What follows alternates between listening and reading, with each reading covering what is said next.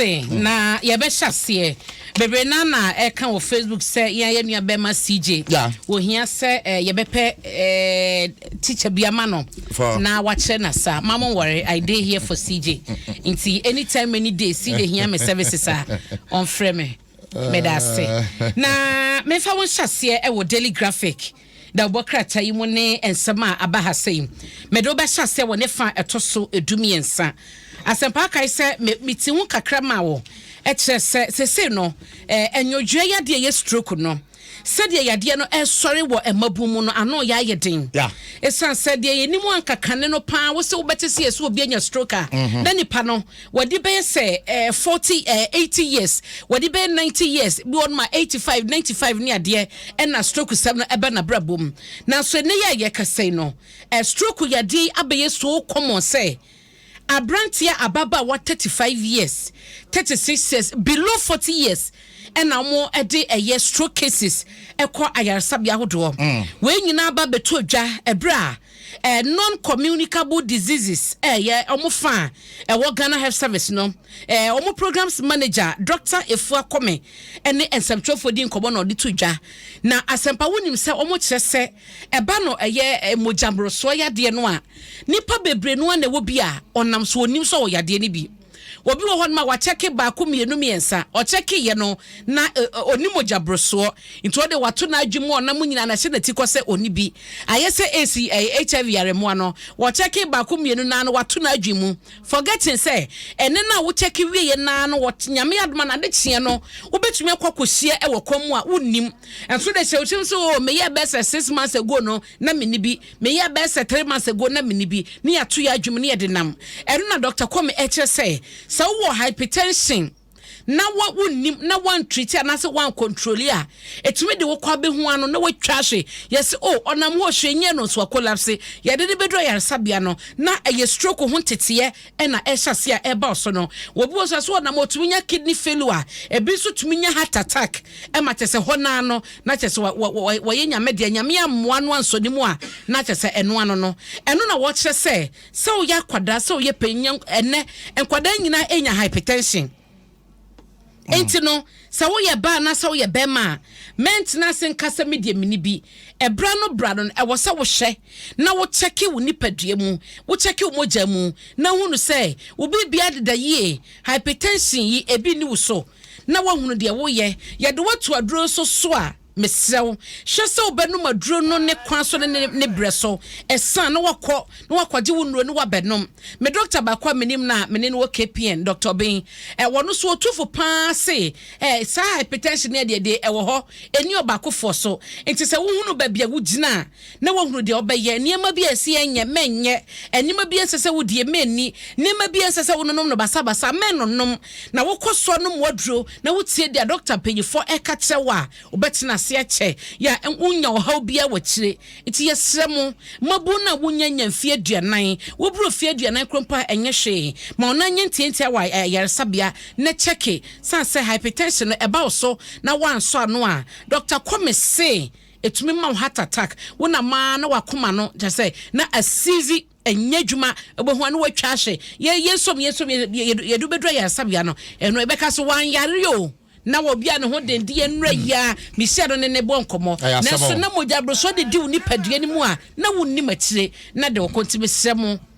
stroke yade no enye ye no mabu so ena wo se yade ne ba ka ye mame ye papa no ma 80 years 70 years 90 years ekono ena wo se ye hunu ntie ne enwoma edane a ebetumi akwa begyan yadidie so menomie no yenhwe na bre ebra no yen kwa yaresabia enkohwe nipadua mu na yenya apomode papa eho asem ewo kratafatu so dumiensa ewo daily graphic mu eno dan chen so a ehaya peiteti haya na mede wugina asempa wonim se na wotwe mu no ede ba besi ene adan a agiregu ye makoma miensa enya dan kekewu abansoro na eno na Ghana Geological Survey Authority no eche da bi dia ekoso no emu worem kame se supervisioner wo se ekoso na sa dan ya yesisi nyina no be ye adwuma no enkoso enti potem a wotie no so bi ahyase wo si abanso wo hono ma wo so ye concerned wo so ma woni da hono sanse bibia etumisi na wo hye mo mo kyase na no memi da ya na University of Development Studies city campus on mo eno wasanarigu tamale abansoro ya etoso ensia ejirigu ye ebra ensubransam bi toye na edan no ejirigu ye na wotwetwem ya ya woda no so no adenta ha ya wonkan ha na kyase na nakrum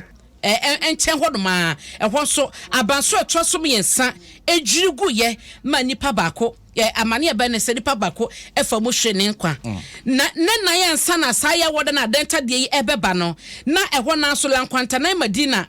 SDA janse ho na so no wo mo chese ho so no abanso etwa so miensa eno so dwirigu ye nti ayeko ayeno ayesa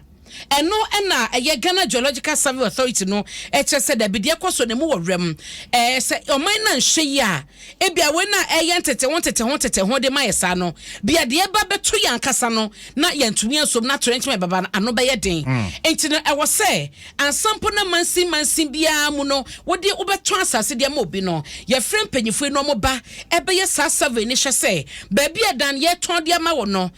ubetumi asi abanso edan be na ubetumi asi wo sa asase no so asase na tesen eya nwem eya techem etesen omo chese wo simpanyifo hwe na animanimu ya no omo yensakraye na omo de omo ehyem na obi beto asase a ansampo ne ebekotwa asase na ma wo no na wadi sa adwuma no mo so omo na mo mfiche kwaton asase mo nkwa assembly ye hwehwe mo ne ade bia mamo obehu akontiras masase bi wo ha o meton uto na he ne ye na waje asase pepes no wose yenya hweye na wenu nyina no eye ensem a yewura Isaac Kuwan Mwimbele wadi etudwa ono na oye director general edema Ghana Geological Survey Authority no na wode eba na wo mo kyese eye dwumade sonko mu kosia ye nti omo ani mansi ahodro na ewo maye mu no titu ne asantema mu na kosia na wo mo eto adwene edi nkomo efa kwan pa mo betumi afa so edi mra ye adwuma so obi si dan de wo se wo ye ne kyese wo so de gu akwan so ansa na dan wo si no ne nyina na omo kodi ho nkomo ya ensem wo nyina efiri mu eba ye no na eno edan chen so a wo mo se no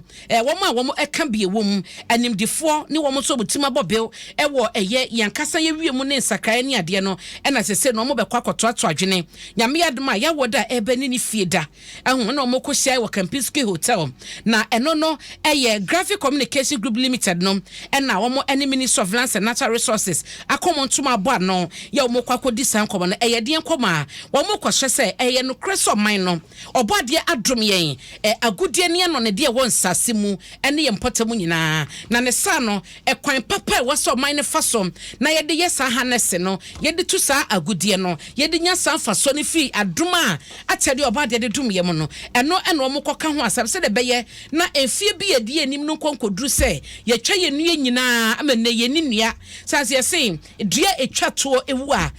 nipa otwato wa sase so no wono so obewu enti no ewose ye bon sase ho ban ye bo nua ho ban ne ebo enso ho ban eno ho nkitahode na mpanyifo bekwa akodie no na ahwe katafetu so adunum ewo eye Daily Graphic mu so a amane eda hai no eye Jospon Group no na wonim se asempa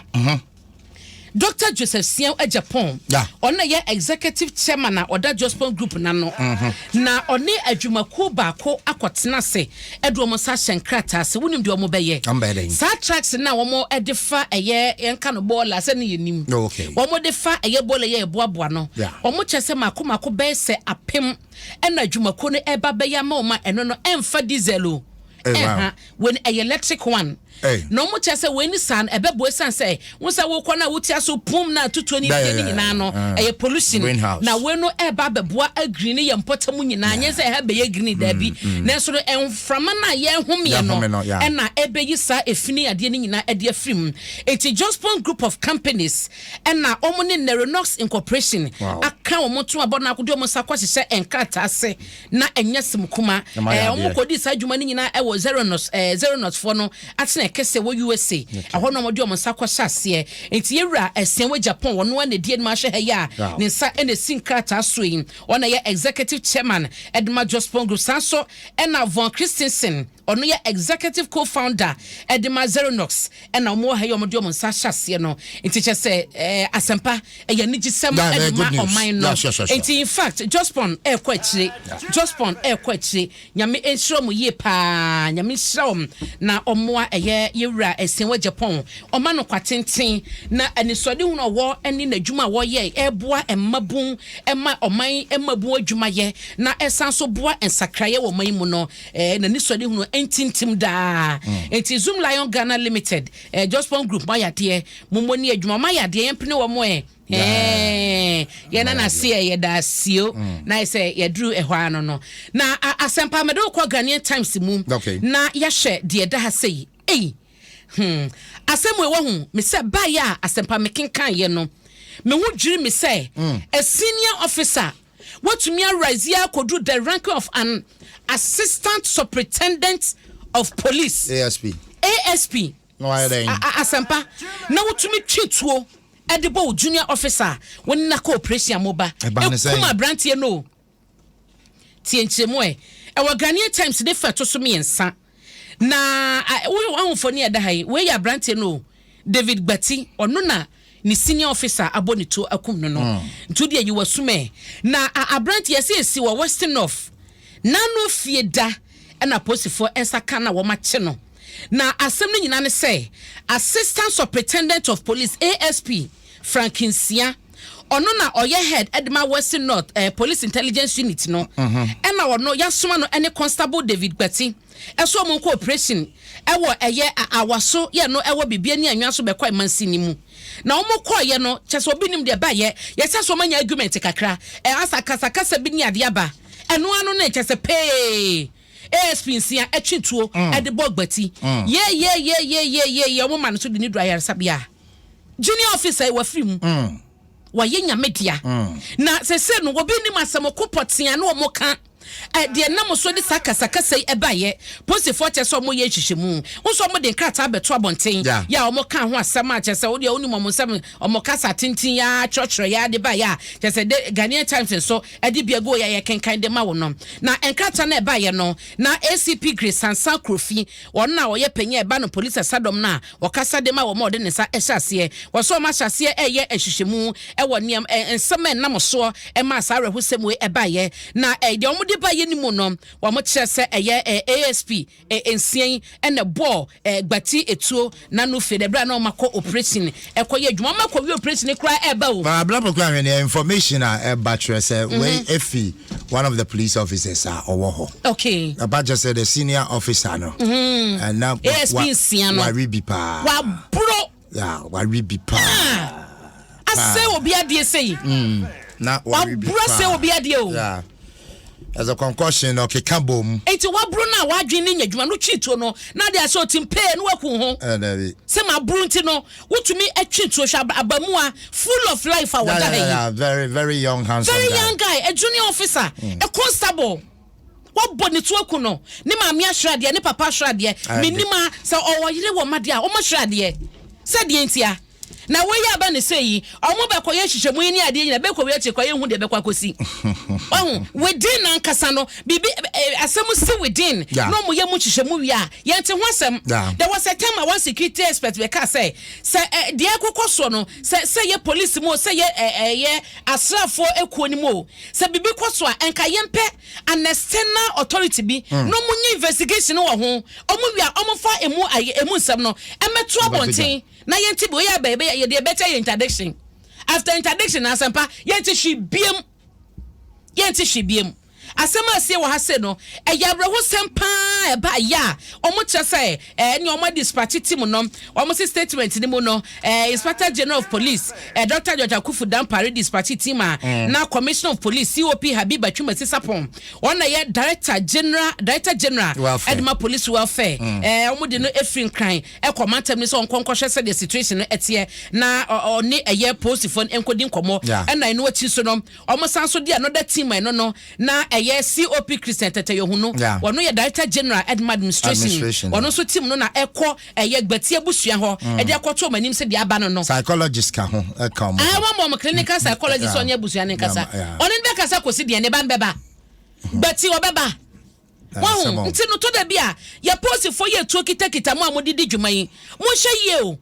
na Inspector Chuma si de akra free ayi Adom Kumase ba ye asempa ye nan sori so last year ya wo haya ana no so constable Emmanuel say abamua kama yo no I was special weapon it touches hono e SWAT no ono so any bully over the nam na ye boa brantie yi tuo kun no ho asem ba ye kan ye kowe akira se na posifo mienu krompo nim ho bi omo nim ho bi o eti se no eye konya ye fa so ye fa ye posifo wadwuma nim no na enye ana bi madwumu kan wo mo na clinical psychologist ya IGP dispatch so nkwa abamo ye butuafo hoi no omo nchi samrante ni maba wa nyina ntena ase enhwo madwumu ma yen se wo kita 20 no wabura ne teso wo power wo authority na woni wo junior officer tika mu amona ma mudi nkobo eye argument krompo a eye hited koduru he say wo twetwe de bo branch no e de bon ba bi obewu so adan ho asem organic times mu asempa abrante no so da han to de che on da anim ha yo adobia mpacho wo twa organic times ne mfonyi ne so de afa ne mfonyi na da ha hwe ya kama obi aba mu a ne ma me shed ne papa so shed na busua shedin ni nuanu mu nyina omo hyeden posi adwuma ko no mu nyina so no omo hyeden na de kokokoko so ayetetete no ye ni nye ho IGP sorry yesrew sorry yo na asampa me de wie wo Ghanaian Times mu amaw na omo se Ghana ni abaye a wono anya fie aduasa ba ko hye wono so na da yi awura kama wanita kosiwa dogbe oye Ghana ni o na UK to obi awo ne sekanye kuno ya wone sik omo se bra asem ne krompo si ye no ayi na no ukode ya na eye mede ya na chese na mede kwase si Monday ana chese ye de ha ya aja adwumafo nyina da ye ni abre ye ho dendenden no ye se wura ya kwakra ye shopping akoto gift ni ade ni mami di ni birthday etu oginafo so ne grandmother kasa ya chasa akato na bro ne wadru fi awie o chese so obrente bi free him na chi abewo wo ne sekan abe atake no e wo soccer park walk akuma ba nto mo se ambulance fo ne ade nyina kura tumi basi ni ho ebe hwe no krompo ni ade o enso chete fofi antota no adware ba ma wanita dogbe ahwe ne kwan ya na usasem no si May 1st omo chese May 3rd na chese omo tumi ye hwehwemu ni ade a ekoko wi akira asempa omo akọkira branti okay omachi be ma na wodi dwuma no na chese enye dogbe nko an oye ne sa o omo se nipa mienu ka ne ho a obo mo sa bra no enti se no police for ya omo ewo hwonom no omachi no ya emo eye hwehwemu ni ade a omo de no ekwa emranim edie ba nsem nie won yesa baba wa ni dwuma wodie no won nkwada na ebe wo ma ya na yese oye sickle cell ebi wo mom ye sickle cells no enti ono no Ghana any Togo and oboa san kwada no enti oboa oye charity foundation no eye Odet Foundation enti aja ope ojejeje moa no ano da koso san kwada yasene eno ene ni dwuma wodie ene se abranted pa bonfoi ekohye abai wo ya wa ye no ade ya etisa no enti eno so ho asem e wo ha se ya hwehwemu no mo chese eguso a ekoso na try say me hu abrante na am say friend Mohammed Nur ono na edisa adwuma no a eno so ho asem Ghanaian Times mu na me de obawie e wo daily guide da obokrata yi mu na afi de akanyina no ye de atoato so ama na eye Constable David Gachi wono so de no da ha se ya omo eka ho asem ye ne be ma ya me bon ne din ma wa ne senior officer akum no na eno achi so no wokọ England so mo cheso mampani akufu Adom na wotumfo osetutu ho asante hene one ne yere enyina akopie mu hon mokokọ hweye ma eye King Charles na Camilla omo chese omo di omo si so nti we King Charles the third King Charles ototo miensa na chese ne kram seno a woda yi nti eno so asemba kwa daily guide edi emu nchemu no abano na eye eno achi so mo chese wokọ NPP amanyoko NDC amanyoko ni mafacha me eno so yesi blow super daily guide na eka na samofu sompofofo ni daha Johnson Asedun Ketia so daha into your former chairman current chairman eno mo daha yin yeso for sompofo edi Asedun Ketia kwakoma party ni mpanyifo yo mo kotena asero so patcho daily guide usaka dia ka ni nyina wom obekenkan bi dia mame nti akwasi asempa dia ba no ne emunye de sa emunye de asamo enso ye beba bia no ye beka se ye de manyame ye ye ye de nyame na hene sa na de ese asamo nyame na hene sa na wade ase ese nyame na hene toto da bia ya na motete aso breki kakra de amayen na asempa meko selling e ma me fan so ha no wo sa me ka se me kire si jasa no me nua ba selling agya Fauzia honorable wife na agya ni sister wo sa bana wo de wo ye the dance goddess obi agimidi obi agitum sa me de ba sem fatinte ho so ye ba so ye be ma untumeme selling me da se power te ba bia na bia me chiachia na ene ye Audrey birthday asempa Soto mama. Aye. And now you're Audrey na woda. Audrey Mensa. Audrey Mensa. Soto mama. It's Soto mama. Happy birthday to you, wate. Now me surprise you. Sotos. Aye. Make sure baby oh. Cheme. Chemsia. Encho. It's Sotos. Adobia na ya pepe wate. Sotos, and I want a happy birthday to you. Me do. Say now we need my champagne na. Say now ni me pao. Call Professionals Network. Oh yeah, member papa. Sotos me do power te. Let's Soto mama.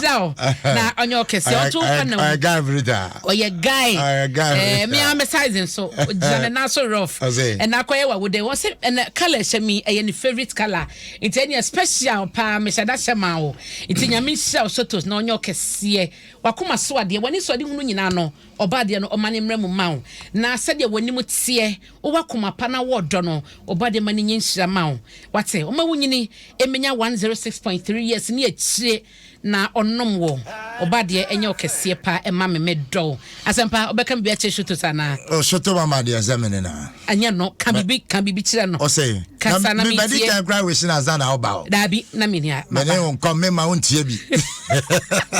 Martina obi so send me messenger o say ene ye ni kunu awoda enti me wish no see a friend no Owura 7 Tosu. Oh, okay. We free Emelda enchen eno de ma wo no enti mesrewa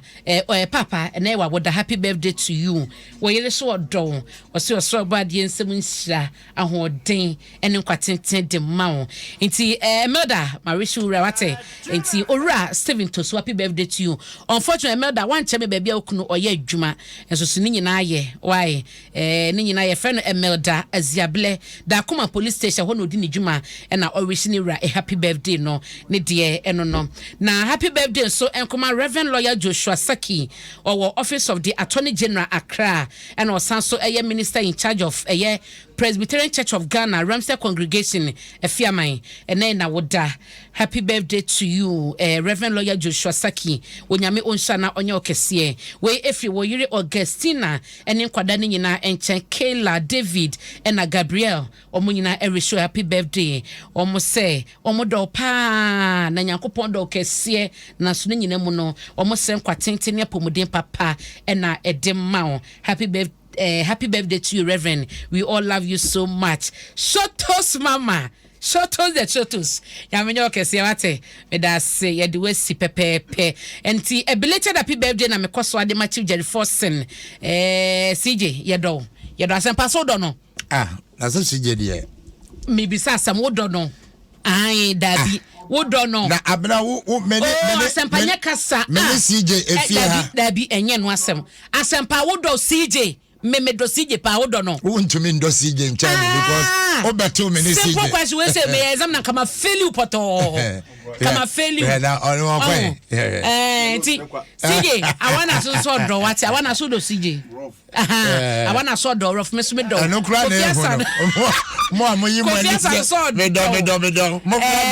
na hwan bi mu Aisha so do ti go do ababo kwa hwene me do Mrs Forcing odo asempa de asempa ye do wate but asempa nka ho nyame sha mo ban so nyame fa mo mra me fa flight intimadikan ade abrabo o say maka Joseph Fiama nkwase ye bodu ye benya ho fa wo resu bi oni bishop won come ho no wan tietie break on tietie dia no my goodness fa emam no fa mo medresu dwemu ma me wate ye da mo nyina ase asempa abrabo kwa hene me da se na nyame ya adoma kwasie da ebeyi ye nanom nyina da ntime ye na me nanom dos abna mendo bye bye mendo bye bye me do me ho na me ma me no nyina so no me wish mo happy Mother's Day in advance me ma me o wa ma hia ya mage self station na ye in charge na ho restaurant nyina so no ono a na hwe so san so na me ma me ora ira man kwa wa gan oduma se ma me do wate me ma me baba Kosa Addison ono so medɔ no na ɛyɛ me ma me Grace Painting medɔ mama mo nyina nyame hya mo ate me nanom de me hya da koye lesson no na nyambo afie da de